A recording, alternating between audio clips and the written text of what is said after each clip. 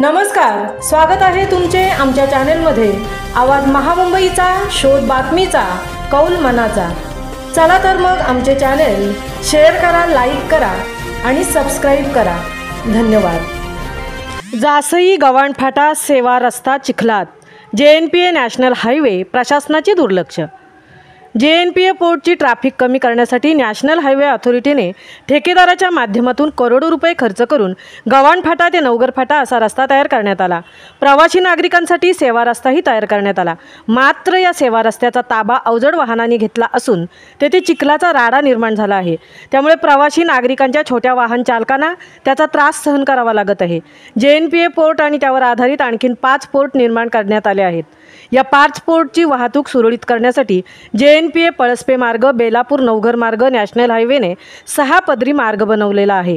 तसेच सदर मार्गावर होणारी वाहतूक कोंडी कमी करण्यासाठी उड्डाण पुलाची निर्मिती केली। या अनुषंगाने या परिसरातील गावातील नागरिकांसाठी रस्ताही तयार करण्यात आला आहे।